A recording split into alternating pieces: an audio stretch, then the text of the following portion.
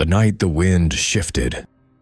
The last evening of October in 1932 settled over the city with the slow, uneasy cadence of a breath held too long. A thin, metallic wind slid between the brick facades, stirring soot along the gutters and loosening a faint rattle from loose window panes. It carried with it the damp smell of the lake, that brackish cold which clung to wool coats and crept beneath door frames no matter how firmly they were shut.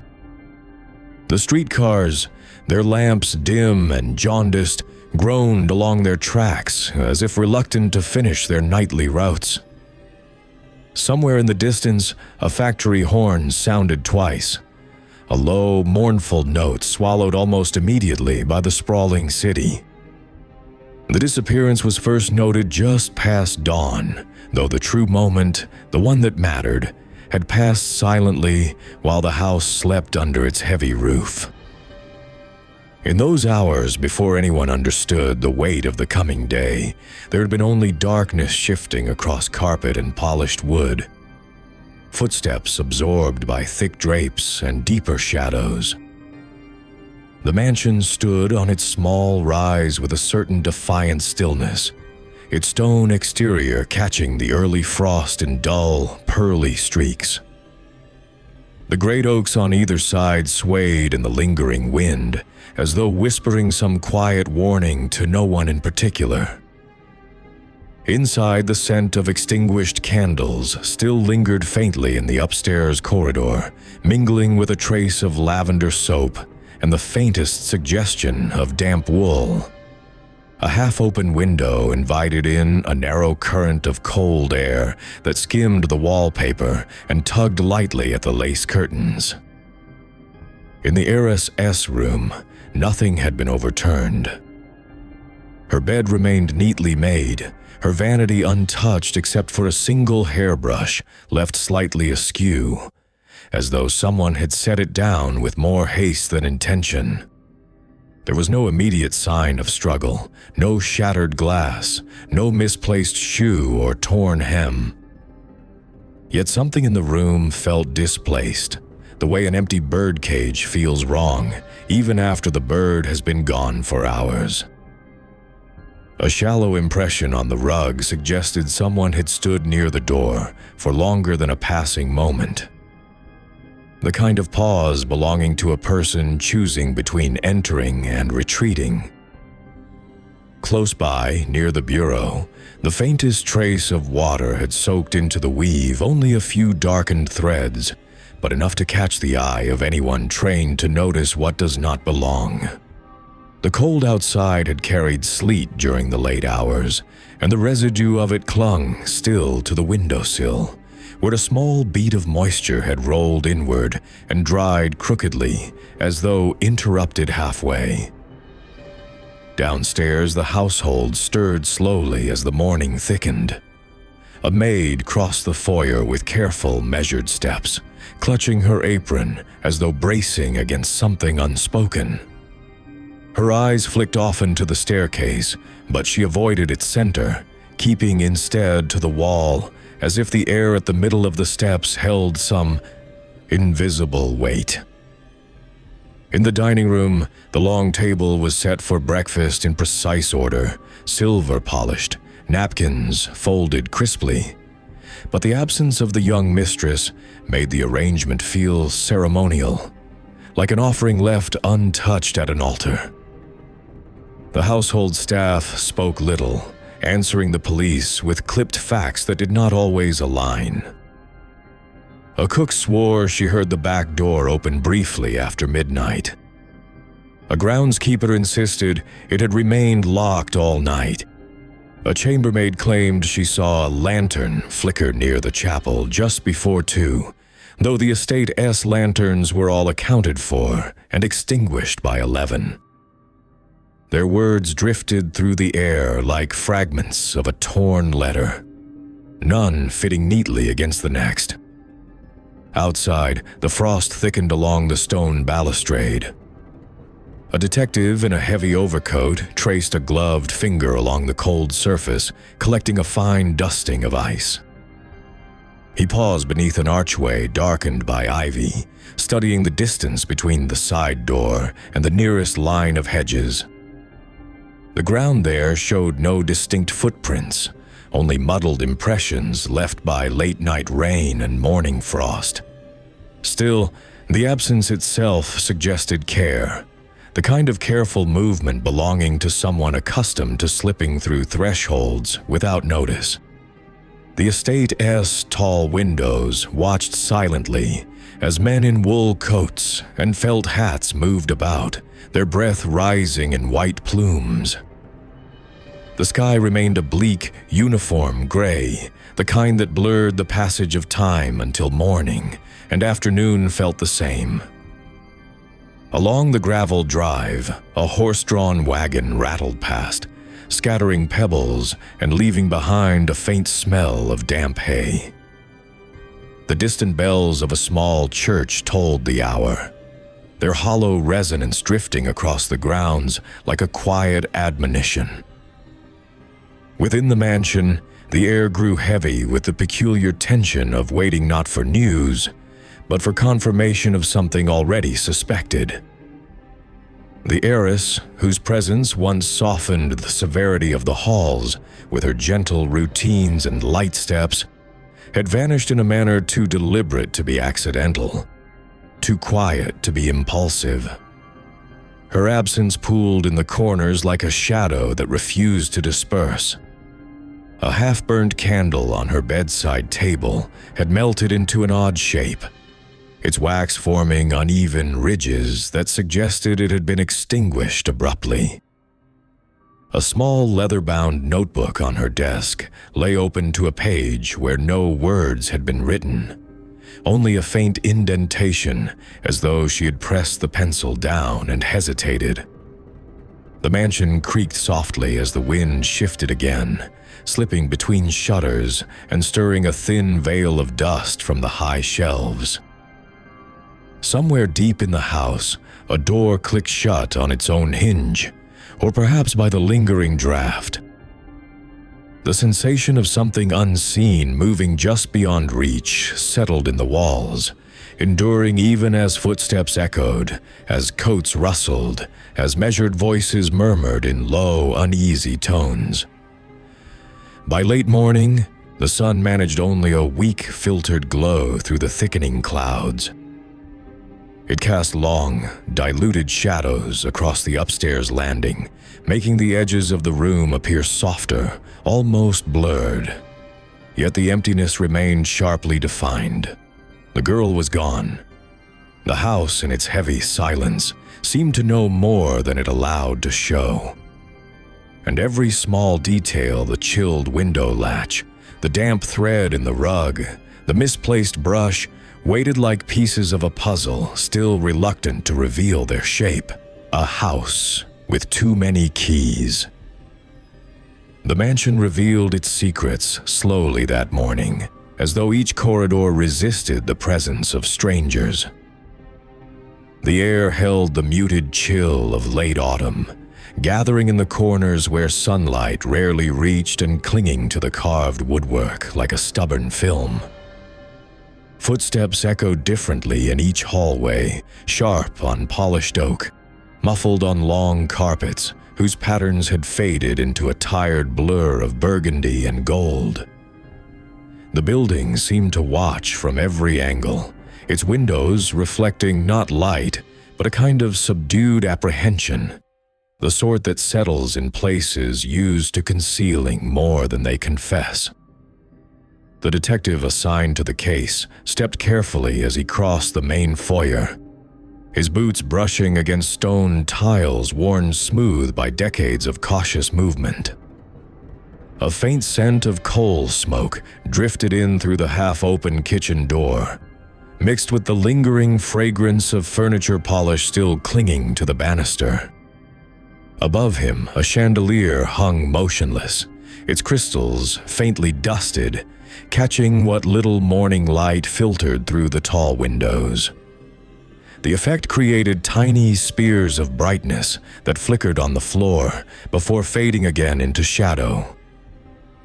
The household staff, uneasy in their own surroundings, kept their distance. They lingered near door frames, their hands folded or hidden in aprons, avoiding the detective's gaze. Their silence had its own texture, thick as the scent of damp wool after a long walk in the rain. Somewhere in the back of the house, a clock chimed the hour in a flat, almost indolent rhythm, as if marking time reluctantly. In the corridor leading toward the eastern wing, the detective paused. An unnerving draft slipped through the cracks around the tall, narrow windows, carrying the faint scent of wet leaves from the grounds outside. The walls here bore old portraits, each face rendered in dark oils that had begun to crack with age. Their expressions solemn, knowing, faintly judgmental, followed anyone who moved beneath them. A small frame near the far end hung slightly askew, though the others were perfectly aligned. It appeared to have shifted on its own, as though disturbed by a vibration or an unseen hand. Inside the Heiress' private study, the air was cooler still, and thick with the aroma of paper, ink, and the faint musk of old bindings. A set of keys lay on the desk, not her own, judging by their heavy iron weight and worn edges. There were too many of them, far more than the small number of doors that belonged to her personal quarters.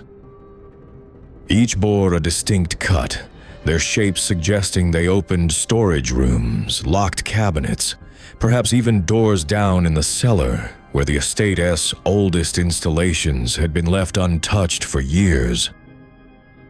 The keys formed a quiet statement on the polished surface of the desk.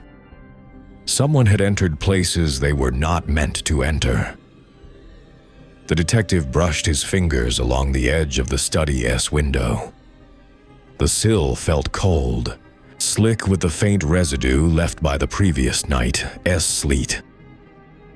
Outside, a solitary crow perched on the wrought iron railing, its feathers puffed against the wind. It peered inward for a moment, as though reading the room, then took flight with a low, heavy beat of wings. The brief flutter sent a ripple of shadows across the desk, making the keys glint momentarily like small metallic eyes. The corridor leading to the chapel carried a different kind of weight. The air darkened there, not in color but in mood, as though the ceiling lowered slightly and the walls leaned inward. The carpeting thinned, revealing patches of old wooden boards beneath. Dust gathered in clusters along the baseboards, disturbed only in one narrow track that suggested recent footsteps. The smell of cold stone grew stronger with each step, mixing with the faint sweetness of aged candle wax. When the detective entered the chapel, the weekday light caught the dust motes and suspended them in a slow, drifting dance. Rows of wooden pews stood in orderly silence, their varnish dulled by years of restless hands and kneeling bodies. The altar, draped in white linen, bore a slight ripple near one corner, as though someone had recently touched it and allowed the fabric to settle unevenly. A small silver crucifix reflected a sliver of pale light that quivered on the ceiling, disturbingly close to the fading stain of what might have been water damage, though its irregular shape hinted at something older. In the left corner of the chapel, the confessional booth loomed with a heaviness that felt disproportionate to its size. The carved panels bore the marks of use-faint scratches where fingernails had traced absent patterns, slight indentations where someone may have leaned heavily in a moment of penitent exhaustion. The interior smelled of cedar and old incense, a combination that held both comfort and unease. Behind the latticework, a strip of darkness seemed to pulse gently, as though the booth held more breath than it released. The detective noticed a small object on the floor near the base of the booth, half concealed beneath the bench. A sliver of paper. He knelt, picking it up with careful fingers. It was a torn edge of a letter envelope, its paper soft with age, the writing on it smudged. Only the faint trace of a single initial remained, perhaps an H, or perhaps merely an accidental flourish. The paper held a faint scent of lavender, almost imperceptible, but unmistakably the same fragrance that haunted the Heiress room upstairs. Further inspection revealed a narrow door behind the confessional, flush with the wall. Its hinges, though small, bore a faint residue of oil far fresher than the surrounding surface implied. The detective pressed his palm against the wood. It felt cool, unyielding, yet something about it suggested frequent use, not recently, but routinely, as though someone had visited this hidden passage for months or years. A soft scuff on the floorboards, just inside, attested to movement, the slow turn of a heel, or the shifting of weight.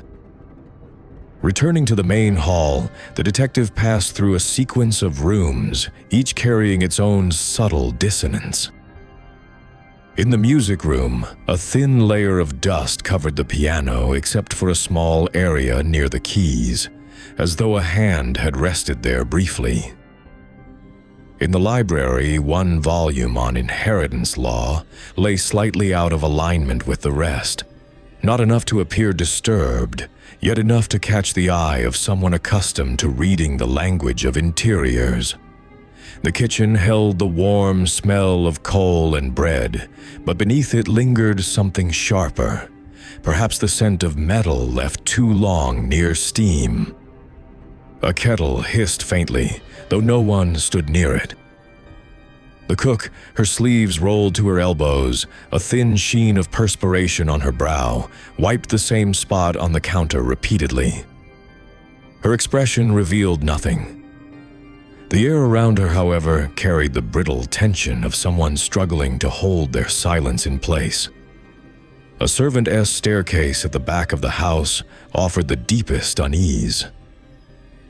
Its steps creaked selectively, not under every footfall, but only on the third and seventh treads, as though choosing when to speak. The walls there bore faint scuffs from trunks or storage crates, yet one mark near the railing appeared fresher, a thin line of chipped paint revealing pale wood beneath. The detective paused mid-step, listening to the hollow stillness of the stairwell. The air felt thicker there, tinged with something indescribable, a lingering echo of hurried movement long after the footsteps themselves had vanished. By the time he returned to the foyer, the light outside had dimmed again, clouds gathering to dull the weak glow of the afternoon sun. A draft wound through the hallway like a searching hand, brushing lightly against coats hung near the door. The mansion, in its grand silence, felt less like a home and more like a maze built to conceal intentions, some old, some new, some as yet unspoken. And somewhere within its walls, among keys without locks and rooms without memories, the faint impression of the heiress's presence lingered like a breath held too long, waiting for release, the ledger of missing names. The day darkened early, long before the lamps in the police bureau were lit, and the dim light settling over the city carried a grainy heaviness that made papers appear older than they were. The detective sat at a wide wooden table ringed with shallow scratches and the faint burn marks left by years of carelessly rested pipes. Dust drifted lazily in the room, stirred only when someone passed too close to the tall filing cabinets. These cabinets, hulking and metallic, were the kind that clattered when opened, revealing drawers packed with records stiff from age and the weight of neglected history. He pulled one such drawer open with both hands, the metal groaning in protest. Inside lay the city's quiet archive of misfortune births, deaths, court settlements, unsolved disappearances. The scent of paper and ink mingled with something older, perhaps the faint sweetness of glue or the mustiness of files untouched since the previous decade. The air tasted dry, as though the very act of searching absorbed all moisture. He set aside his coat, the wool damp from that morning mist, and leaned over the documents with a patient severity that had become instinctive in such cases. The heiress's name appeared only in the more recent files, but her family's name stretched back far, surfacing here and there in contracts, property deeds, charitable donations, and several older police notes that bore the crisp, orderly handwriting of clerks who had long since retired or died. He flipped through the papers slowly, letting the grain of each page slide beneath his fingertips. The sensation felt like moving through sediment layer upon layer of decisions, secrets, and formal language hiding whatever lay beneath. One ledger in particular caught his attention. Its spine was cracked, its pages stiffened at the edges, giving off that faint woody odor that paper releases only after many winters. He opened it carefully. Inside, thin lines of ink documented financial arrangements between the family and a rotating series of smaller institutions. A parish school in a decaying neighborhood, an almshouse whose roof had partially collapsed, a series of rural properties that had been purchased and sold with inexplicable haste. Some entries had been crossed out with heavy strokes, as though someone had wished to erase not the record itself, but the memory of it. He paused over a cluster of names repeated several times: laborers, domestic servants, minor business holders, each connected to the family through debts, disputes, or abrupt settlements. Some names were followed by notations that ended mid-sentence or simply stopped after a date, leaving an unfinished quality that suggested an investigation halted before reaching conclusion. Others bore symbols he recognized from older procedural codes, indicating voluntary withdrawal from a case or the quiet closure of a file due to insufficient interest. The wording seemed oddly blunt, almost dismissive, as if the clerks had been instructed not to linger. A thin layer of grime coated the ledger's lower margin. The detective brushed it away absent-mindedly, leaving a faint smudge on his fingertips. He wiped it on his handkerchief before turning another page.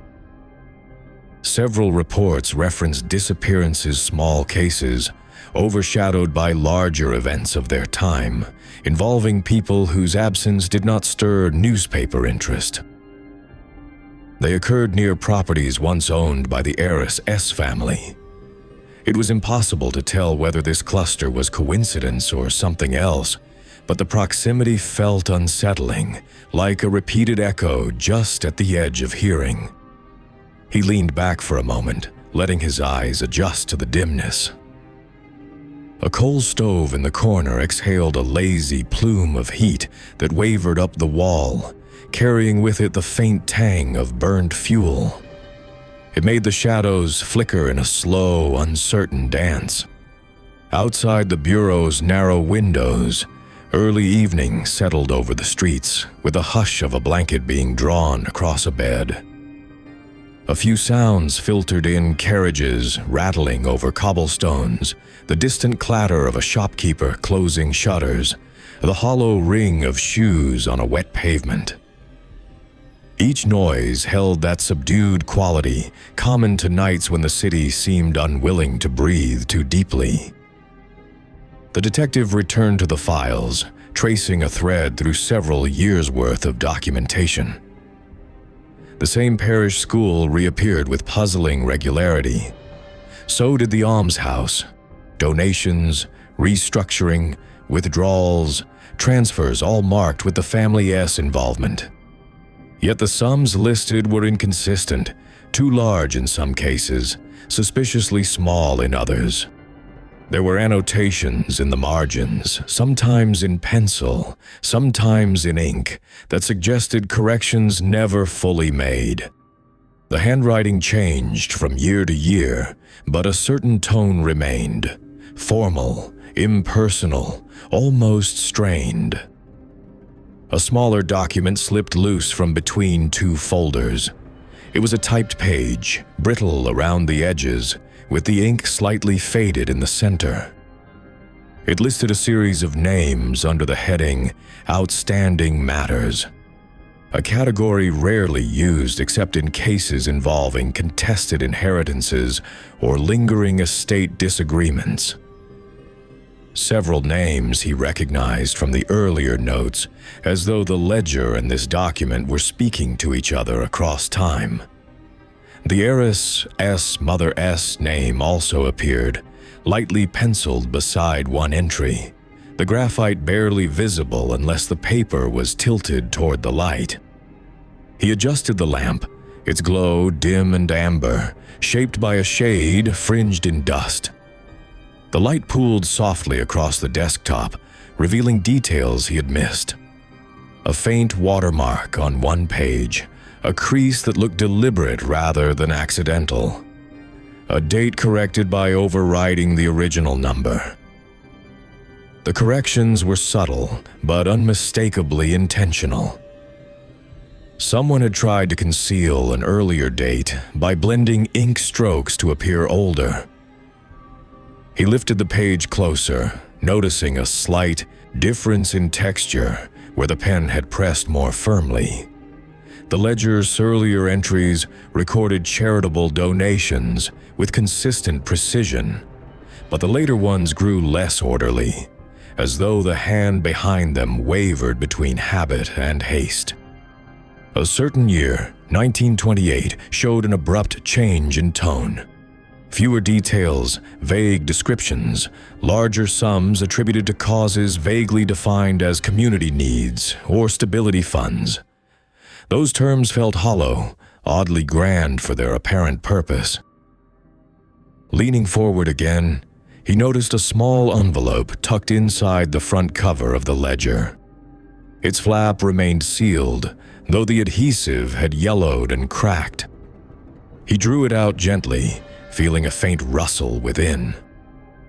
The envelope was unmarked except for a small initial on the back, perhaps an L or a C, written so lightly it seemed almost an afterthought. Inside, folded tightly, lay a slip of paper no larger than a matchbox. The writing on it was minimal, a short list of names, 3 of which matched the missing persons noted years earlier. A 4th name had been scratched out so thoroughly the fibers beneath were torn. The detective placed the envelope aside, feeling an involuntary chill in his hands despite the stove's warmth. As he prepared to close the ledger, he noticed something minor, almost trivial, beneath the last entry. A fragment of a sentence, cut off as though the writer had been interrupted. Only a few words remained. Their meaning was unclear, yet the unfinished shape felt strangely familiar, like the silent space left in a room after someone has stepped out without returning. He closed the ledger, its covers meeting with a soft thud that echoed slightly in the dim bureau. The sound lingered in the air, mingling with the faint hiss of the stove and the slow tick of the wall clock. Outside, the evening thickened into night, pressing against the windows with a quiet persistence. And though the room remained still, something in the pages he had just read continued to tremble inwardly, as if the old ink had begun to stir after too many years of sleep. The shape of quiet hours. The morning passed with a slowness that felt almost deliberate, as though the light itself hesitated before committing to the day. In the outer yard, the frost had not yet released its grip on the paling stones, and every footfall sank into a brittle murmur. The trees stood motionless, their branches stiff, as if listening for something distant and indistinct. Within the house, the air carried the faint scent of dried herbs, kept in jars near the narrow kitchen window, a fragrance that seemed to hum softly against the cold draft slipping through the shutters. She moved about the rooms with an unhurried cadence, neither purposeful nor idle. The floorboards creaked under her weight, their quiet protest rising and fading like an old habit. In the corners where the early sun had not yet reached, thin pools of shadow lay heavy, and more than once she paused before stepping through them, almost as though the darkness insisted on some brief acknowledgement. There was a curious peace in those pauses, a sense that the quiet held its own fragile architecture. On the long table near the stove, a modest bowl of apples rested on a folded tea towel. Ketid, their skins, dull in the pale light, bore small bruises that made them appear older than they likely were. She ran her fingers across their surfaces without taking one, feeling the cool firmness and the soft indentations, the way the fruit yielded slightly under pressure. The simple motion steadied her breath, though she could not have said why. Perhaps it was the familiarity of the shape, or perhaps the silence that clung to everything that morning merely found a companion in her stillness. Outside, a wagon rattled faintly along the distant road, its wheels striking stones at irregular intervals. The sound drifted over the fields like a hesitant reminder of the wider world. She turned her head slightly, listening for a continuation, but the noise soon dissolved into the patient air. Only the crows in the far orchard answered, their coarse calls rising in short, uneven bursts, as though irritated by the chill.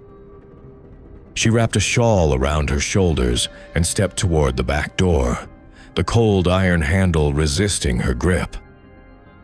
When she opened it, the outside air met her like a thin blade.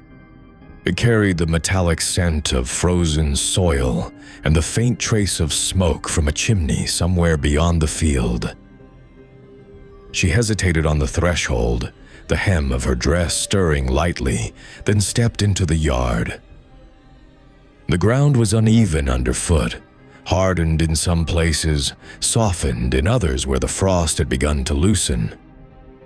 A low wind passed over the yard with a tired whisper, lifting a strand of her hair before letting it fall again. She walked toward the small shed near the fence, the wood of its walls warped and darkened by years of rain. The door hung crooked, but obediently gave way when she pressed it. Inside, the smell of dry hay and old timber was thick, almost sweet. A dozen forgotten objects lay in the dimness: a rusted lantern, a length of rope stiff from disuse, a wooden crate that once held jars of preserves.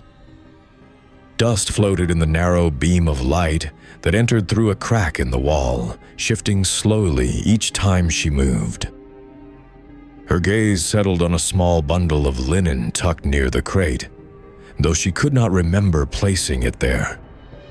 When she reached for it, she felt the fabric roughened by age, its original pattern long faded. She lifted it, and something inside made the faintest sound, like paper brushing against itself.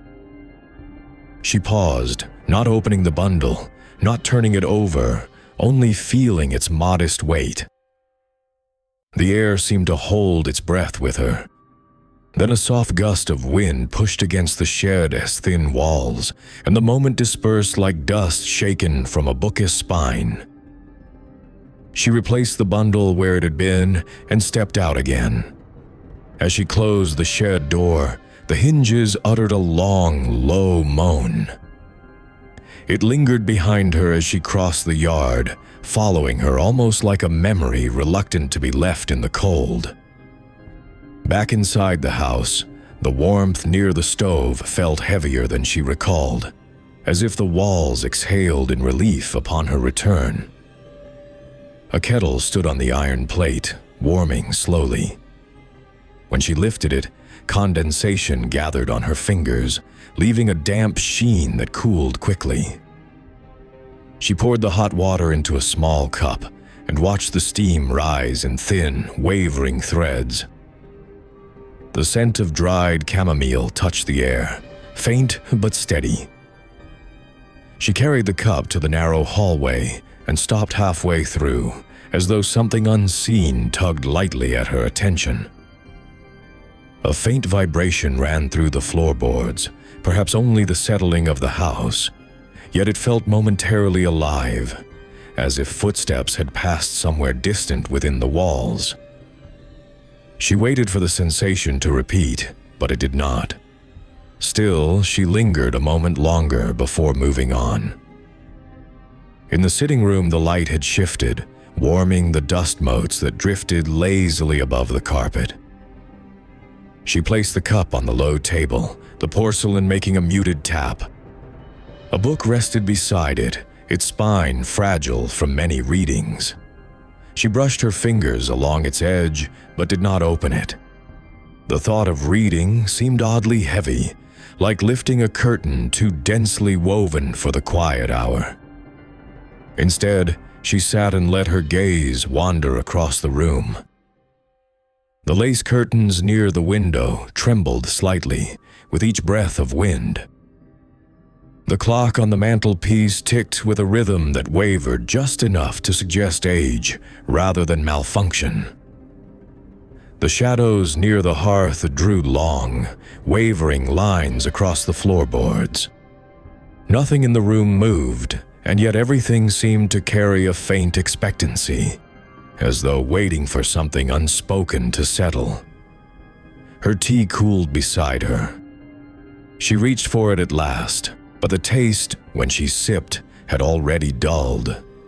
Still, the warmth traced a slow path down her throat, and she felt the tiny tension in her shoulders ease, only by a fraction. She placed the cup back on the table and let her hand rest against the porcelain a moment longer than necessary. Somewhere outside, a branch snapped, perhaps from the cold, perhaps from a bird's weight. The sound was crisp, startling, then quickly consumed by the quiet. Her pulse fluttered briefly, then steadied. She rose from the chair and walked to the window, the floor sighing beneath each step. The glass felt cold against her fingertips. The orchard beyond stretched pale beneath the winter light, rows of trees standing like thin, patient sentinels. A flurry of crows lifted suddenly from one of the branches, scattering into the gray sky with a rough chorus. As she watched them recede, a thin shiver passed down her spine. She did not know whether it came from the cold glass or from something in the orchard's stillness, something that hung between the rows like an unspoken thought. She stepped back, letting the curtain fall once more. The house settled around her with the softness of old fabric, each creak familiar, each change of light a quiet companion. She exhaled, long and slow, and the air around her seemed to shift once more, growing a shade warmer, a shade heavier. Hours passed in that gentle enclosure, she could not say how many. The day faded with the same reluctance with which it had begun, drawing its thin veil of dusk over walls, windows, and the silent objects that filled the rooms. When she finally lit the oil lamp, its small flame wavered before steadying. The glow wrapped itself around the edges of the furniture, painting the room in muted gold. In that softened light, she felt a faint, nearly imperceptible reassurance, as though the day had not been empty after all, but merely quiet in its own inscrutable way. And as the night gathered outside, she moved slowly through the house, the lamp's flame nodding gently in her hand, illuminating brief fragments of her passage. An old photograph on a shelf, the curve of a chair as wooden arm, a doorway that opened onto shadow. She let the light fall where it wished, not guiding it, not questioning the soft shapes it revealed, only walking until the hour itself seemed to dissolve into a quiet as deep as water, the faint stir of distance. The day broke with a muted pallor, as if the sky had been washed thin overnight. A faint drift of mist clung to the far fields, softening the lines of the hedgerows until they seemed like half-formed thoughts slipping back into the quiet earth. The ground was damp beneath the slow awakening light, and the scent of wet soil carried a peculiar heaviness, as though something long dormant had stirred under the frost. She rose before the sun broke fully free, her breath faint in the cool air, her steps measured against the subtle creak of the old floorboards. A thin ribbon of smoke rose from the hearth once she coaxed the embers back to life. The heat spread with unhurried persistence, filling the room in uneven patches, warm near the stove, cold still clinging to the corners. She wrapped a shawl around her shoulders and let her fingers linger along its frayed edge, noticing once again how the threads had worn thin from long use. On mornings like this, even small textures seemed to speak, with a quiet sincerity: wool roughened by time, iron chilled to the bone, wood carrying the faint memory of rain. She crossed to the window and lifted the curtain an inch. The orchard stood in a kind of half-sleep, branches bare save for a few stubborn leaves that clung like tired thoughts. A crow settled on the fence post, its feathers puffed slightly against the cold. It shifted once, hopped down, then vanished into the mist. Something about its movements brought a fleeting thought to her mind, perhaps of winter gatherings long past, or perhaps merely of the way creatures moved with instinctive purpose when humans felt only hesitation. The thought slipped away before she could follow it. In the kitchen, she fetched a small cloth from the drawer and wiped the condensation from the wooden table. Droplets clung stubbornly to the grain, shimmering faintly in the dim light before disappearing under her touch. The kettle on the stove began a soft, low hum, like an animal rousing itself from drowsiness. When the steam gathered at its spout, she poured water over a modest spoonful of tea leaves and watched the liquid darken slowly. The rising aroma, earthy, faintly floral, settled on the air with a comforting familiarity. For a while she remained by the table, her hands wrapped around the warm cup. The heat seeped into her palms and eased the stiffness in her fingers. Shadows shifted little by little as the sun climbed higher, though it never quite broke free of the thin haze. The day seemed reluctant to declare itself, lingering instead in a gray stillness that rendered every movement deliberate, almost ceremonial. She decided at last to step outside. The yard carried the scent of damp wood and cold stone, and the soil clung lightly to the soles of her shoes. A faint breeze moved through the orchard, brushing against the branches with the gentleness of a half-forgotten gesture. She followed the narrow path that wound between the trees, the leaves crunching softly underfoot, their brittle remains whispering of a season now nearly spent. The air tasted faintly metallic, as though the earth itself exhaled an old memory. Halfway through the orchard, she paused, sensing not quite hearing a distant tremor in the ground. It might have been a passing wagon on the far road, or perhaps only the shifting of roots beneath the surface. Yet something about the sensation held her attention. She closed her eyes briefly, feeling the faint pulse of the soil under her feet, the cool air brushing against her skin.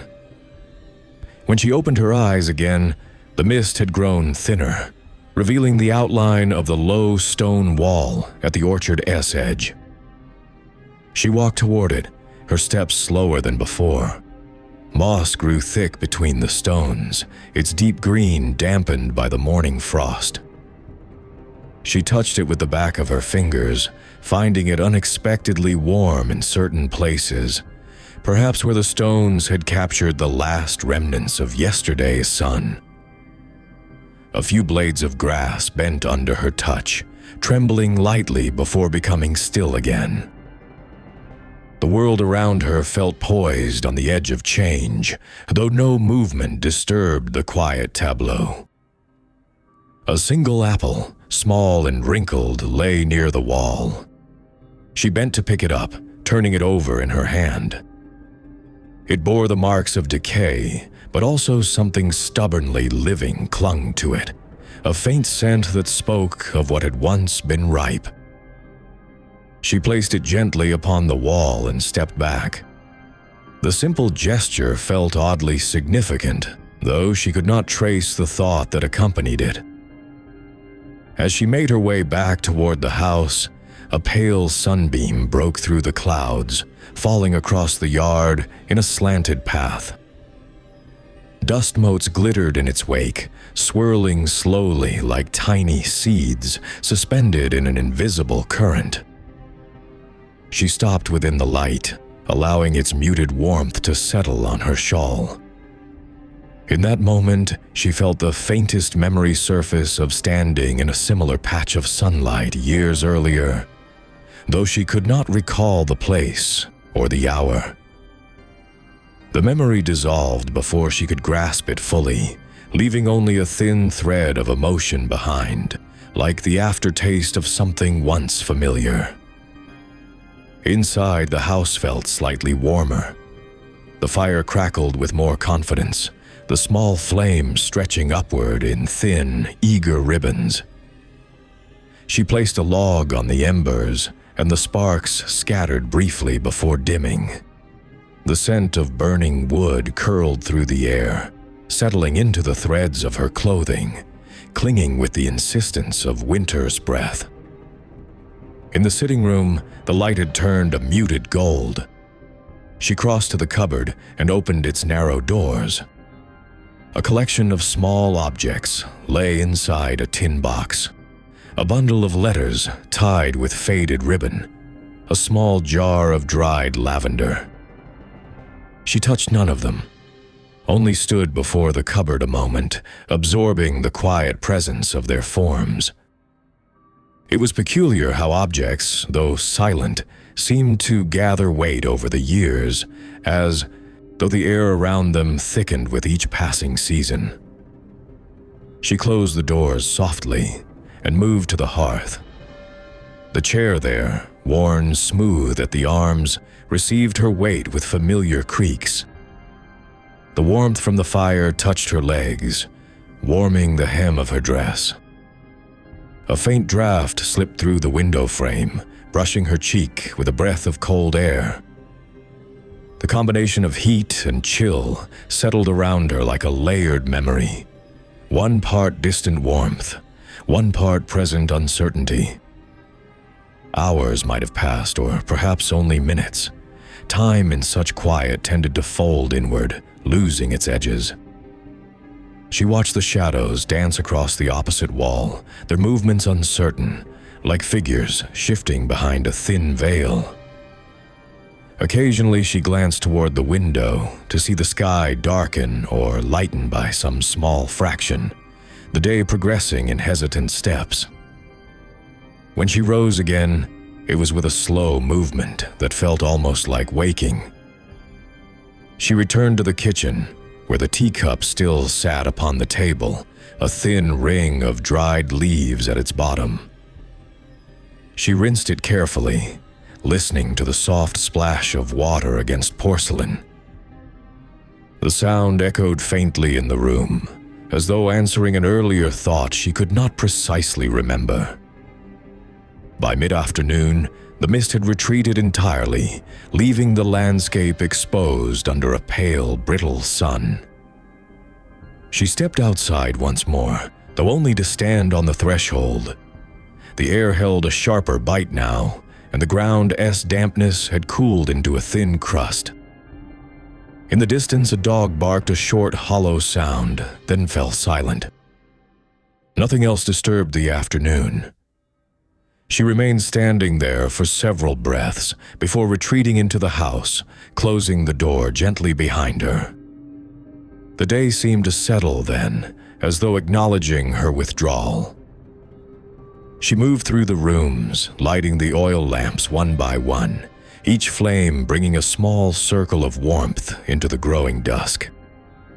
Their glow softened the hard lines of the furniture, blurring the edges, reminding her how night had a way of reshaping familiar spaces. As the final lamp flickered to life, she paused near the window again. The sky beyond was turning a deep, muted blue, the orchard reduced to a dark silhouette. A thin wind brushed against the shutters, making them tremble in quiet agitation. She watched the shifting sky with a stillness that matched its slow darkening. When she turned away, the room behind her glowed softly, shadows moving along the walls in gentle arcs. The house held its quiet with a kind of tender firmness, as if it recognized the weight of the hour. She moved through its rooms once more before settling near the fire, letting the warmth gather around her while the night slipped quietly across the land outside, the quiet weight of dust. The morning light crept in with a hushed insistence, a pale, diluted gold that barely touched the edge of the wooden floorboards before retreating again, as though wary of disturbing the lingering stillness of the house. A faint chill rested in the corridors, the kind that carried the smell of old paper and unpolished brass, the scent of things left waiting. The air felt thin, hardly stirred by the occasional murmur of wind pressing against the shutters, testing their resolve, scraping a soft, persistent rhythm that wove itself into the silence. On the landing, the dust lay in muted drifts, gathering like subdued thoughts in the corners, settling on banisters worn smooth by years of hands that no longer passed there. Each grain seemed to hold a faint shimmer, as if remembering the warmth of summers long gone. Beneath the surface, the wooden steps gave the smallest creak when crossed, a timid sigh rather than a sound, as though the house had grown cautious in its age, careful not to draw attention to its own weariness. Downstairs, the kitchen windows wore a thin film of moisture, their glass blurring the outer world into a soft haze. Beyond them, the garden stretched in a muted shuffle of winter-gray soil. Last season, as stalks bent in surrender, their brittle remains carrying the faint smell of earth turned cold. A lone sparrow moved through the branches of the apricot tree, its wings stirring a small rain of frost that caught the light for a moment before dissolving into the air. The faint tremor of its movement left a curious echo, a reminder that life, in its most cautious forms, still lingered. On the table, a thin layer of flour had been left unintentionally, scattered by tired hands the previous evening. Its whiteness carried a trace of warmth from the cloth that had covered it, and a shallow groove in the center suggested the habitual movement of a spoon, though no one had paused long enough to clean it. The flour caught the faintest glimmer from the window, forming shapes that dissolved with each shift of the air, like quiet footprints in soft snow. Nearby, the kettle waited on the stove, its metal dulled by years of use. A faint residue of soot ringed its bottom, the sort that refused to come off no matter how thoroughly scrubbed. The stove itself retained the last whispers of heat from dawn's fire, a mild warmth radiating from the cast iron, barely enough to soften the room. His coldness, yet present all the same, like a lingering thought not yet resolved. In the adjoining room, the modest salon carried a subdued dignity. The patterned wallpaper, once bright with its floral motif, had faded to gentle tones of olive and cream. Sunlight fell against it in fractured beams, filtered through lace curtains that trembled slightly with each passing draft. The mantelpiece held a row of objects whose positions had not changed for years. A narrow ivory comb, a small brass clock that ticked with hesitant determination, a stack of letters bound with thin string. Their presence lent the room a sense of slow, deliberate time that moved, but only when one wasn't looking directly at it. A lone chair stood near the window, the upholstery worn at the edges, its back curved with the grace of a figure caught mid-inclination. The cushion bore a faint indentation, the trace of someone who had sat there often, long before the room had acquired its present hush. A knitted shawl hung over the chair's arm, still holding the faint smell of lavender soap. Its yarn stretched at the corners as if tugged absent-mindedly during quiet evenings. Outside, the wind gathered itself into a subtle moan, brushing along the eaves and carrying with it the distant sound of footsteps on the unpaved road beyond the garden wall. The rhythm was steady, purposeful, though softened by distance, and for a moment the house seemed to lean into the sound, as if trying to discern whether it marked a return, a departure, or merely a passerby whose presence meant nothing. The steps faded soon enough, swallowed by the wide expanse of morning and the far murmur of a cart rattling over uneven stones. Near the back of the house, the narrow corridor smelled faintly of coal dust and drying linen. A row of garments hung from the wooden rack, their fabric stiff from the cold, their colors dimmed. One of the shirts, slightly crumpled at the cuff, carried the faint scent of soap flakes, the sort that dissolved slowly in warm water, leaving behind a mineral trace. The corridor floor felt colder here, the flagstones holding the chill like a memory carved into them. The small study at the end of the hall retained its own peculiar quiet. The desk, positioned under a narrow window, bore a scattered arrangement of papers, some with ink stains that had spread like dark petals.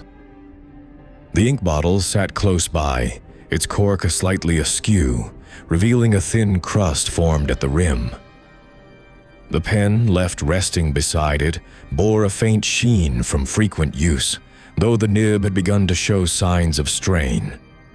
The papers nearest the pen were blank, but their edges curled inward slightly, as if touched by a hesitant draft or by the tension of an unfinished thought. A faint hum seemed to come from the radiator near the desk, less a sound than the sense of heat shifting inside old pipes, moving with the sluggish determination characteristic of such machinery in winter. The warmth never fully reached the corners, where cold gathered in patches, clinging stubbornly to the walls. Yet the presence of that muted heat lent the room a strange equilibrium, neither comfortable nor hostile, suspended in a kind of contemplative neutrality. As the morning advanced, shadows rearranged themselves gradually, thinning near the ceiling, while deepening under the furniture. The house felt suspended between breath and stillness, as though waiting for a presence to fill its rooms fully, to disturb the fragile order it had adopted in the absence of hurried footsteps and spoken words. The faint ticking of the brass clock in the salon persisted, an unbroken thread weaving through the house's silence. In the far corner of the study, beside a forgotten stack of books bound in cracked leather, lay a pair of gloves. Their cuffs were softened from long use, and a trace of soil darkened the fingertips. They rested in such a way that they seemed almost warm, almost recently removed, though the faint chill on their surface told otherwise. A shawl lay folded on the chair beside them, its edges uneven, as if folded in haste or interrupted midway and left as it was. The light continued to shift, growing sharper as the sun climbed higher, carving thin lines of brightness across the floor. These lines crept toward the door, climbing slowly up the lower panels, illuminating the grain of the wood and the small imperfections accumulated over years. The light lingered on every surface it touched, revealing textures that darkness had softened. The slight flaking of paint near the hinges, the tiny knots in the wooden boards, the faint scratches on the desk. Somewhere outside, a distant train announced itself with a low, resonant rumble that vibrated faintly through the earth. The sound spread across the fields, reaching the house with a softened edge, carrying with it an echo of far-off stations, damp platforms, the smell of coal smoke rising into a sky that remained pale and reluctant.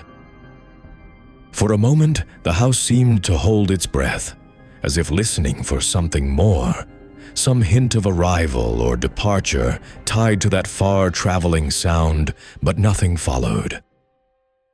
The afternoon light, still forming itself cautiously, brushed gently against the frost on the window panes. The frost responded with a delicate shimmer, releasing a faint chill into the room as it slowly surrendered its hold. In the kitchen, the kettle remained unlit, the stove cooling into silence. The house settled again, its pulse hidden beneath layers of wood and dust, its quiet weight resting evenly over every room. And somewhere within that quiet, beneath the muted rhythms of wind and distant wheels, the day continued its unhurried motion, carrying its own subdued expectancy, as though something perhaps small, perhaps long, delayed were preparing to stir. Softly, almost imperceptibly, beneath the dust and fading light.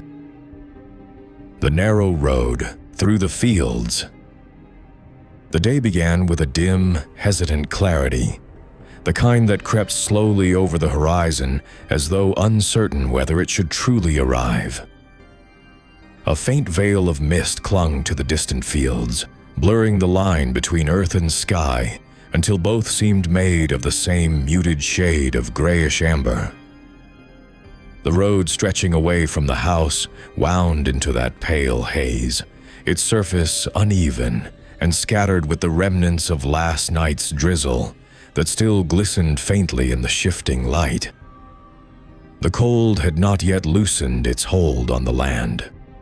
Each breath in the open air carried the sting of damp soil, of frozen roots resting beneath the thin crust of the earth. A small cluster of bare poplars trembled in the breeze, their branches making a thin, rattling sound, like brittle bones clicking softly together. Somewhere nearby, a crow released a long, coarse call that hung in the heavy morning air before fading into silence. Along the road, the ditches were filled with murky water, their surfaces broken occasionally by the faint ripple of something unseen beneath. The smell there was sharp and earthy, tinged with the metallic scent of cold stones. A few stray stalks of last season reeds stood defiantly in the shallower parts, bowed by frost, yet refusing to collapse. They rustled gently in the faint wind, creating a thin, rhythmic murmur that rose and fell unevenly. A solitary cart track ran parallel to the main road, marked by deep grooves hardened in the night's chill. Patches of grass pushed up timidly between them, bending under the weight of lingering droplets. Farther along that track, where the ground dipped slightly, the soil darkened to a rich, almost black color that carried the smell of age earth, resting in its own quiet, patient rhythm, untouched since autumn's last turning. The light shifted again as the sun pressed higher, catching on the edges of low-hanging clouds. It cast a faint glow across the frost, stirring it into a soft sparkle that resembled crushed glass scattered carelessly over the fields. That glow seemed fragile, ready to fade at the slightest disturbance, yet it lent the landscape a kind of reluctant tenderness. A small hill rose to the right of the road, topped with a cluster of gnarled shrubs that had survived the long winter months with stubborn resilience. Their branches twisted in every direction, forming shapes that might have resembled figures in motion if one stared long enough. The wind brushed through them with a sigh, sending loose twigs skittering down the incline, where they came to rest in the damp grass. The hill carried the faint scent of dry leaves decomposing beneath its surface, releasing a smell reminiscent of old attics and wooden chests kept shut for too many years. Near the base of the hill, the road widened slightly before narrowing again. The wider section bore marks of recent use. A scatter of straw near the edge, a faint indentation left by a heavy boot, the thin scrape where a wheel had cut into the softer part of the earth. These traces felt almost warm compared to the stillness of the surrounding fields. The only signs that someone had passed through earlier, perhaps carrying something heavy, perhaps in a hurry despite the quiet of the landscape. As the hours stretched on, the mist lifted gradually, peeling away in delicate layers that revealed more of the distant terrain. The fields extended far beyond what the eye first perceived, divided by low stone walls whose surfaces were mottled with patches of moss. Some stones had shifted over time, leaving gaps where weeds pushed through, their pale green shoots trembling slightly with each breath of air. The walls cast shadows that seemed too long for the hour, stretching across the fields like narrow fingers reaching for something just out of sight. Occasionally, a faint tremor passed through the air, the almost inaudible rumble of a horse pulling a wagon somewhere far off, or perhaps the dull thud of wood being chopped in a distant yard. These sounds came in irregular pulses, sometimes vanishing altogether, sometimes rising just enough to suggest the presence of unseen lives scattered across the countryside. Their rhythms blended with the whisper of the wind, creating a quiet music that felt older than the road itself. A gentle decline in the path led toward a small stream that ran parallel to the fields. Its waters moved sluggishly, dragging stray leaves and bits of bark along with it. The surface was clouded in places, reflecting the sky with a dim, wavering shimmer. A faint smell of wet iron lingered above it, mingling with the fresher scent of the reeds growing along its banks. The stream's slow, persistent movement seemed to echo a deeper pulse in the land, as if carrying with it the weight of seasons layered beneath the present. Somewhere near the bend of the stream, a narrow footbridge crossed over the water. The planks bore signs of wear, shallow grooves carved by countless steps, small fissures where the wood had dried and split in the heat of previous summers. Moss clung to the underside of the railings, damp and dark, spreading in uneven patches like a creeping shadow. The faint sound of water passing beneath the bridge rose in irregular murmurs, soft enough that one had to stand still to hear it clearly. Beyond the bridge, the path curved through a cluster of wild rose bushes, now stripped of their blooms. Only the thorns remained, sharp and pale, catching what little sunlight escaped through the thin canopy. A few dried rose hips clung stubbornly to the branches, their shriveled skins bearing the color of old copper. They gave off a faint aroma, sweet at first, then tinged with the bitterness of decay. Their presence lent the air a subtle complexity, a scent both nostalgic and slightly sorrowful. As the afternoon light settled into a deeper gold, the landscape shifted with it. Shadows grew longer, spreading across the road in wavering stripes. The air carried a hint of wood smoke, barely perceptible, yet unmistakable, suggesting a fire being tended somewhere beyond the fields, its warmth drifting through the cold with patient insistence. The smell mingled with that of damp soil and brittle grass, creating an atmosphere that felt both grounded and faintly expectant. On the left side of the road, near a low stone outcrop, a patch of soft earth bore fresh impressions. They appeared irregular, neither the neat marks of a boot nor the sharp hooves of a horse. The edges were slightly blurred, softened by the moisture in the ground. A few fallen leaves had collected in one of the impressions, trembling lightly whenever the breeze shifted. Their colors, deep brown, faded yellow, seemed to settle into the landscape as naturally as shadows. The sky began to change once more. Thin streaks of pale orange stretched across the clouds, warming their edges, while the deeper blue of late afternoon emerged from above. The transition carried a quiet grace, a slow unwinding of the day's earlier hesitation.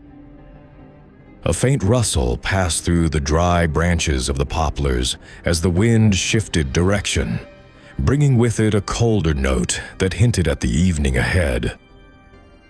Farther along the road, where the fields receded into a gentle rise, a flock of starlings gathered on a wire fence. Their feathers caught the light in quick flashes, black, then brown, then almost metallic when the angle shifted. They sat in a loosely spaced line, each bird adjusting its position from time to time, sending a small ripple of movement down the row. Their presence added a brief, delicate energy to the scene, though they departed abruptly in a rush of wings when a gust of wind swept across the fields. The sun continued its descent, casting an amber haze over everything it touched. The road, once damp and cold, now carried a faint warmth near its surface, the kind that lingered only briefly before fading into the encroaching evening. The scent of the land deepened, growing heavier, filled with the smell of cooling soil and distant smoke. The light softened the fields, smoothing the rough edges of stones, muting the sharpness of barren branches. As the first shadows of dusk approached, the landscape settled into a quiet rhythm. The wind subsided into small, irregular breaths, stirring the grass only lightly. A distant dog barked once, though the sound barely traveled across the wide expanse. The faint rumble of a wagon axle creaked somewhere far away, then faded into the growing silence. The road stretched onward, narrow and winding, its surface darkening with the slow fall of night. And in that lengthening quiet beneath the weight of cooling air and the soft, persistent murmur of the stream, the fields seemed to hold something still unspoken, resting just beneath the surface, waiting for the next step to disturb its calm. The weight of the late afternoon. The late afternoon descended slowly, as though reluctant to take full possession of the hours it had inherited. Its light, stretched thin across the land, seemed to hover uncertainly above the rooftops and hedges, casting a pale amber tint that deepened in uneven pulses whenever a cloud slid across the sun. The air carried a faint heaviness, not quite oppressive, but marked by the subdued tension that often settled between seasons when neither warmth nor cold could claim dominance. The wind had quieted earlier in the day, leaving behind a stillness that clung to every surface. On the edge of the village, where the path narrowed beside a row of low, weather-beaten houses, the shutters trembled only slightly, stirred by the occasional breath of air drifting from the woods.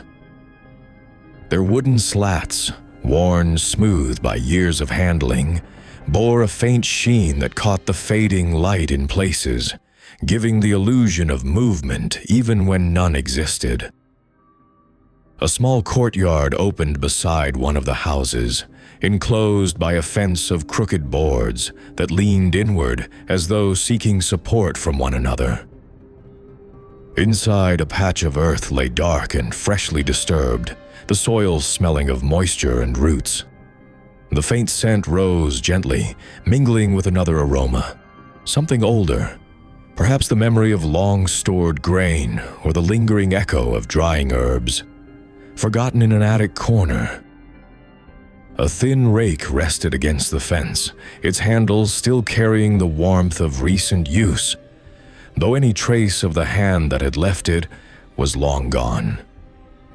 Beyond the courtyard, the road stretched toward a gentle slope, rising slowly before bending toward the fields.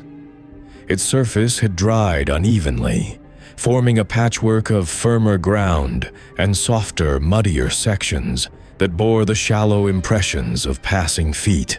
Awaiting, the edges of the road softened into wild grass, each blade seeming to lean toward the light, as if trying to gather the last remnants of the day before dusk set in.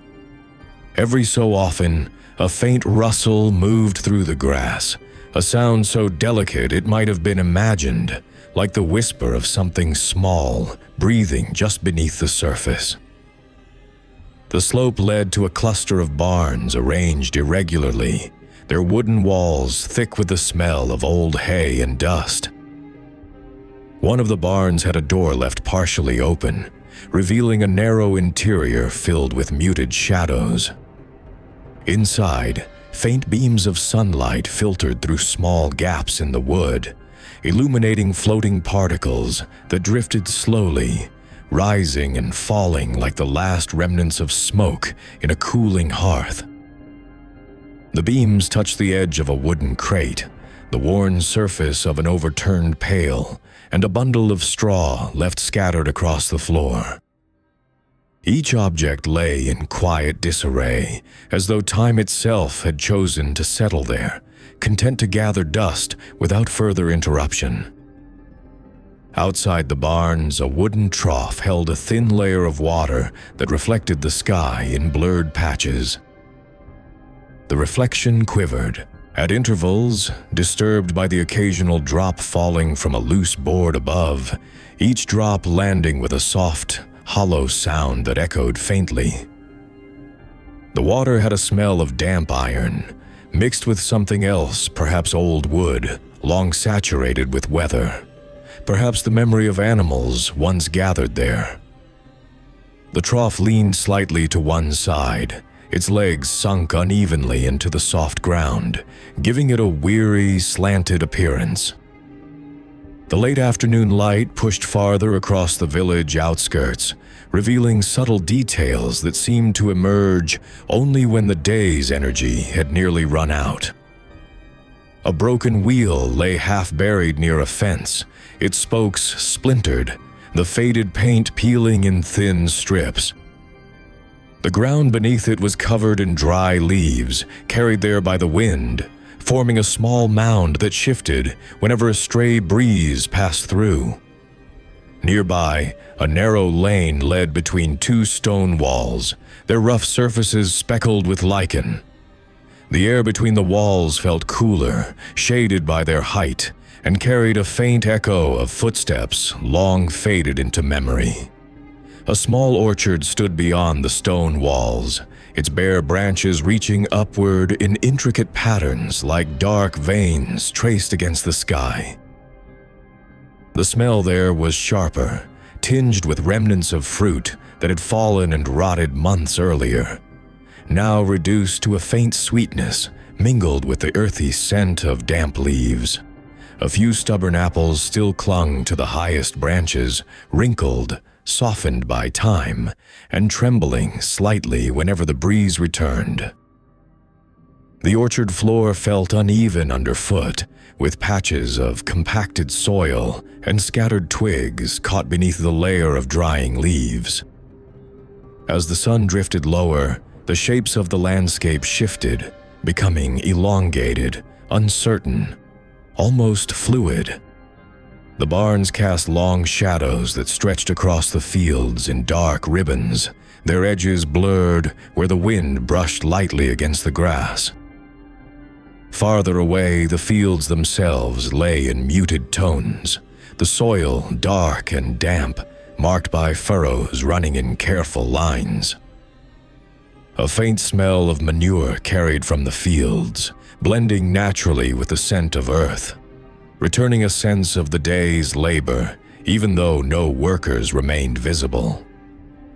Closer to the woods, the air grew cooler. The trees stood tall, their trunks dark and straight, forming dense columns that seemed to hold the fading light at bay. A few dry branches lay scattered at the forest's edge, their surfaces pale and porous, nearly stripped of bark. When the wind passed through them, they emitted a thin, hollow clatter. The ground between the first trees was covered with a sparse carpet of needles fallen long ago, their scent releasing in short, sharp bursts under the shifting weight of the breeze. Far inside the woods, a faint murmur of water could be heard, perhaps a small stream, its path hidden by thick undergrowth. The sound was steady yet uneven, sometimes muffled, sometimes rising faintly above the rustle of branches. The air carried a smell of wet moss, of decaying leaves softened by seasonal dampness. Though the source of the sound remained unseen, its presence lent the woods a quiet pulse, as though something deep within continued its rhythm, undisturbed by the world outside. The late afternoon deepened into something more introspective, as if the landscape itself hesitated before stepping into evening. The smell of chimneys beginning to stir dry wood, touching flame for the first time that day, floated across the fields in thin tendrils, faint yet unmistakably warm. A slight haze formed above distant rooftops, drifting lazily in the air, tinting the horizon with a faint, smoky veil. The scent carried with it a quiet reassurance, a reminder of enclosed spaces waiting beyond the open roads. On the far side of the slope, near an abandoned shed, a length of rope swung gently from a crossbeam. Its fibers, frayed in places, brushed against the wood with a barely audible rasp, the motion so slight it seemed more like the slow breath of the building itself. The shed's walls leaned unevenly, patches of faded paint clinging stubbornly to the boards. The ground around it was littered with small stones, broken bits of pottery, and a thin layer of straw that crunched softly when disturbed by the air. The sun hovered at the edge of the horizon now, casting a dull, reddish glow that softened the sharpness of every structure. Even the barns, weather-beaten and stark during the morning hours, seemed gentler beneath this light. The sky above them carried streaks of pale violet, blending into a muted gold, though the colors shifted constantly, never quite settling. The evening gathered slowly, as though assembling itself, piece by piece, quietly filling the spaces left by the departing day.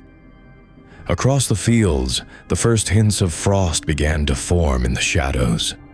thin, crystalline shapes appeared along the edges of leaves and on patches of exposed soil, reflecting the diminishing light in brief, delicate flashes. The frost carried no cold bite, yet only the suggestion of what night would bring. The smell of the air conveyed the same, a crispness approaching but not fully here, woven lightly into the deeper sense of earth and wood smoke. The village, though still visible, began to withdraw into itself. Windows glimmered faintly as interior lamps were lit small, muted glows that reached just far enough to hint at the presence of shelter without revealing the details inside.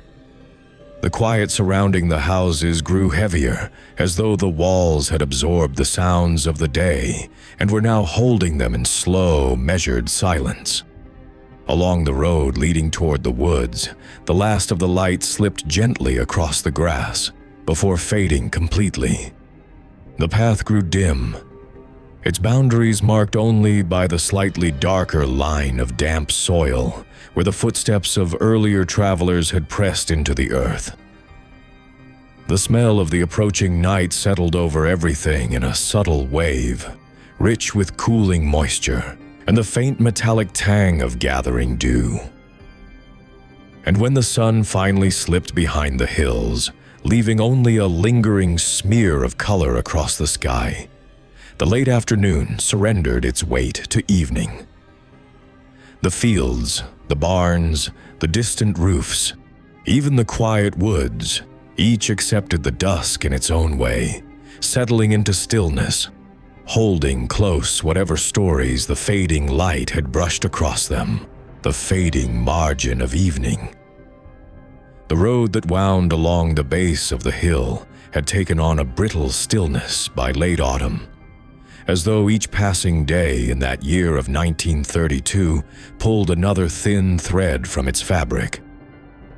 Leaves, already curled and stiff, gathered in small, hesitant drifts against the low stone wall that bordered the fields. From time to time, a breeze coaxed them into motion, and their dry rustling made a sound that seemed older than the season itself. Something faintly reminiscent of a forgotten courtyard or an orchard whose trees no longer stood. The narrow ditches carried only a trickle of dark water, the surface occasionally broken by a trembling ring of ripples, almost imperceptible, as if an unseen creature had tested the cold. The house on the rise appeared from below as a shape carved half from shadow and half from the pale afternoon light.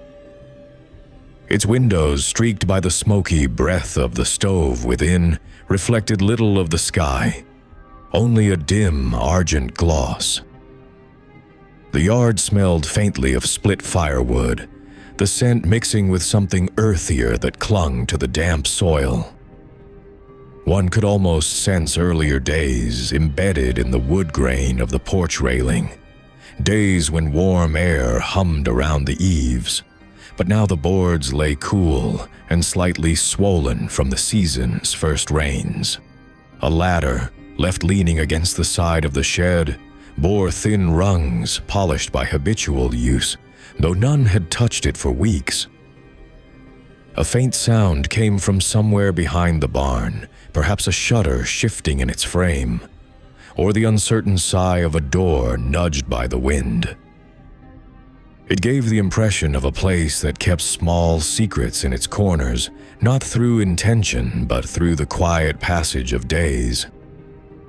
Inside the barn, the air was thick with the scent of old hay, a sweetness mellowed by dust. The traces of past harvests lingered in the rafters, where tufts of straw had caught in uneven clusters. Light entered through the loose boards in narrow, slanted beams, and in those beams, tiny motes drifted with a languid, almost ceremonial slowness. The road beyond the farm stretched onward in a sequence of gentle rises and subtle descents, each marked by the whisper of grasses bending under the same steady wind. The fields, mostly bare now, carried a faint metallic smell, as though the soil itself had exhaled after surrendering the last of its warmth. In the far distance, the hills folded one over another in a haze that blurred their outlines. Their muted blues and grays seemed to rise from beneath the earth rather than descend from the sky, giving them a quiet, solemn weight. Toward evening, the light altered with a certain deliberateness, as if considering each angle before settling into place. The sky thinned from pale gold to a shade resembling cooled beeswax, and the shadows of the trees changed their stance on the ground, lengthening with slow but persistent confidence. One tree, the tallest along the lane, had lost most of its branches on one side, leaving a shape that suggested a gesture half completed, something that once reached outward and then thought better of it. Beneath it, the earth was uneven, with patches where roots broke through the surface in sinuous lines.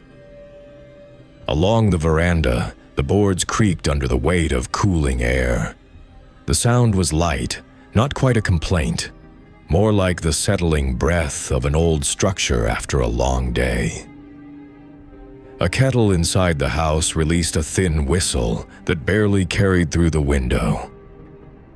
The aroma of tea drifted outward in soft waves that dissolved quickly in the cold. It mingled with the faint, acrid scent of the oil lamp, whose wick burned with a steady but subdued flame. Its glow, filtered by the glass, cast a shape on the wall that trembled ever so slightly, though there was no movement in the room. The narrow path descending toward the orchard felt different in the evening light, narrower perhaps, or simply more hesitant. Fallen apples, bruised and softened by earlier rains, gave off a scent of fermentation that hovered low to the ground. In the half-light, their shapes appeared indistinct, small rounded shadows pressed against the soil. Some branches still held a few stubborn fruits, but their skins had dulled to a shade between amber and umber, and they clung to the limbs as though uncertain whether the season had ended. A faint mist began to gather from the lower ground, rising without urgency. It moved lightly through the orchard, brushing against the trunks and blurring their silhouettes. The mist carried with it a chill that felt almost cautious, creeping in by degrees rather than descending all at once. It altered the sound of the leaves, made their dry rustle softer, like something heard through a layer of cloth. The air tasted faintly of iron, a sign perhaps that frost would not be far behind. Along the fence that bordered the orchard, wire sagged between the posts, each segment bearing the strain of years rather than any recent touch. Grass had threaded itself through the lower lines, forming small nests where insects hid from the growing cold. A solitary bird perched on one of the posts, its feathers puffed against the air. For a moment, it remained perfectly still, then shifted its weight with a quick flick that disturbed the quiet only slightly. As the light dimmed, it took flight, its wings giving off a soft, rhythmic beat before disappearing into the shade of the hill. Above the entire scene, clouds passed in slow procession, their edges tinged with the faintest purple. They carried no promise of imminent rain, only a heaviness that suggested long distances crossed. The first star appeared early, tremulous and faint, but enough to draw the eye upward. Its small gleam contrasted with the deepening darkness below, where the outlines of the land grew increasingly indistinct. In the final margin of daylight, the house seemed to withdraw into itself, the windows reflecting only the last thin ribbon of sky. The barn, darkened until its interior was nothing more than a suggestion, a deeper shade among other shades. the orchard settled into silence, broken only by the occasional soft thud of a late falling apple. And as the evening folded over the land, the breeze slowed, then nearly ceased, leaving the world in a momentary stillness that felt both fragile and mysteriously full, like a breath held at the threshold of something not yet seen, but already sensed in the shifting air and the deepening quiet, the quiet remainder of the road. The first pale light rose slowly over the ridge, its color neither gold nor silver, but some narrow, hesitant shade between the two, like a breath released into cold air and lingering longer than expected. It touched the frost that had settled during the night across the field, turning each blade of grass into a thin, trembling shard.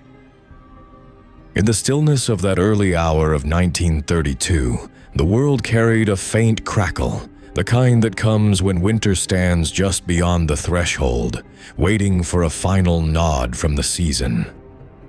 Smoke rose in a straight, unbroken line from the chimney, dissolving only at a great height where the sky began to shift towards a clearer blue.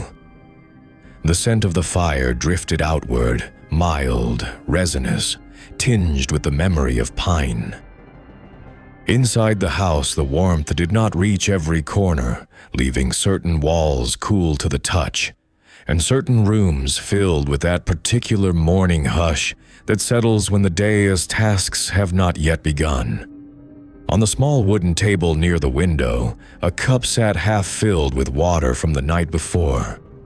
A thin crust had formed along its surface, delicate enough to break at the faintest movement.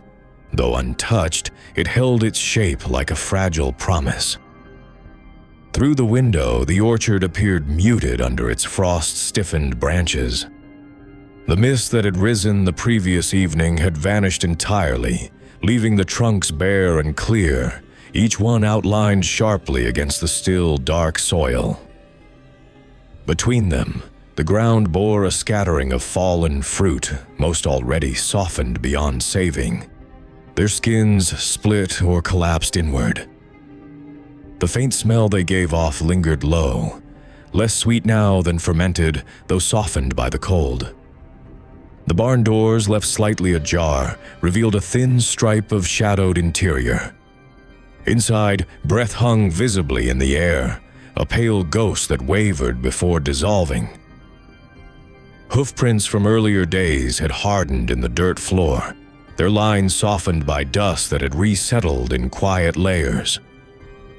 The ladder near the wall leaned as it always had, though on mornings like this, its wooden rails seemed colder, more brittle, as if the weight of years had finally settled deep into the grain. Along the outer fence, frost clung to the wire in a delicate series of beads, catching the early light. The posts, weathered and peeling, bore the chill in silence, and the grass beneath them crackled faintly at the slightest touch of wind.